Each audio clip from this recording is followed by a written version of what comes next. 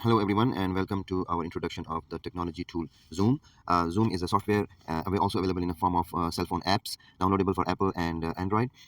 People use this app to communicate with the other ones, with their family friends, sometimes official meetings, and also for teachers. You can always connect with video, and how many people connect on Zoom in the same meeting? More than two people can always connect, and up to a lot of number of people, for example 20, 30, 40 people can also connect, and those many windows will appear, and everybody can see everybody else during the Zoom meeting. Whoever has a camera, he will be visible to everyone else. Okay. Now, starting with introduction of Zoom, after downloading the software, it looks like this as our screen. And for joining a meeting, we can always click join. You can see on the top the four buttons. The first one is orange, the second one is blue, that says join. I'm going to click that. The blue button, join. It says the meeting ID. So for example, if I click meeting ID, it will give me an option. When I click the drop down button, it will give me options of all the meetings that I've been joining before. Or I can also enter a meeting ID, for example 1 2 3 4 5 6 7 8 9.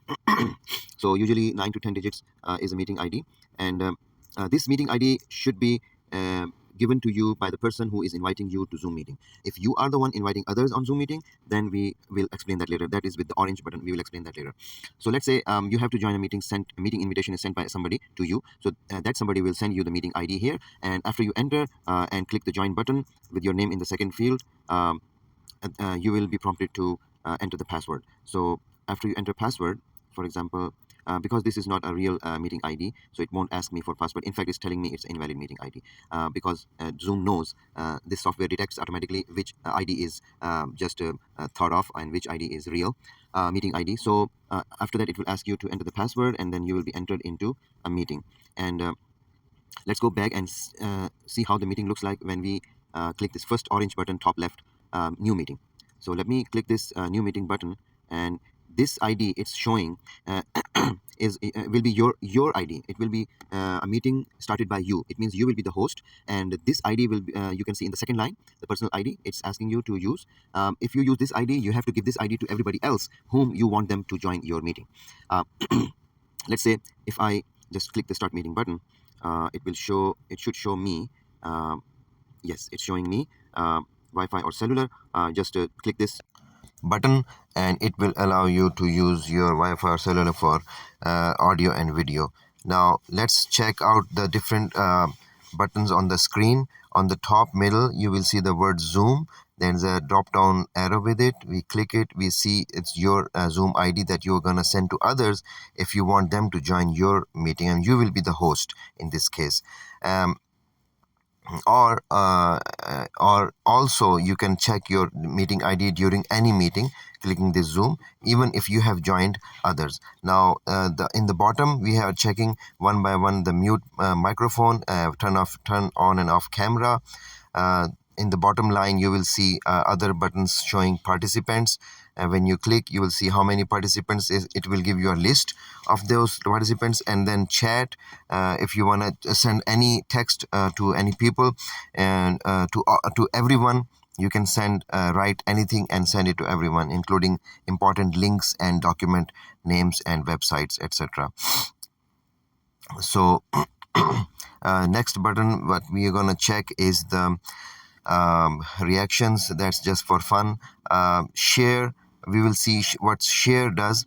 It allows you to share a document or your screen or a specific drive or a URL or a picture, photo, or PowerPoint presentation. It gives you option whichever you want to select to share, and it will be shared with the whole conference participants. And then you can comment on that, you can speak over it, whatever you want to do. And the next button is about when you want to click on the screen, the buttons appear and disappear. So appearing them again, and then checking the next one, whiteboard. is used to random write something. And apps, this is also for fun. You can browse that later. Notes, you can check, you can take notes during the meeting. It's very helpful. And then last button, more, allows you to do security and meeting settings. If your microphone is not working or some speaker is not working, you can do that from meeting settings. Now we will see on the top left corner, you will see a small speaker button and the camera button. This is also to toggle your speaker from big to small if your device has one. Similarly, from one camera to another if your device has one. And to the left, top leftmost, there's a small back arrow that pointing towards left. We will click that and see what does it do. It allows us to go out of the meeting and schedule something or add a calendar. So let's try clicking that button on the top left. That is an arrow. We will click it and we will see that it allows us to go outside the meeting. And it also gives us some options that we can easily without leaving the meeting, without stopping the meeting, we can add some features over there by clicking the back button. Now we have already tried clicking the Zoom button, where it gives us the Zoom ID and the link also from there, Zoom ID and link. Now we have clicked the back button. Here it allows us to schedule, add a calendar or something if you want to do that. If not, you want to click the orange button, back to meeting, and there you will be coming back to the main screen of the meeting like this. And that is pretty much the basic functions. And thank you for listening. And this is the basic functions of Zoom. See you later.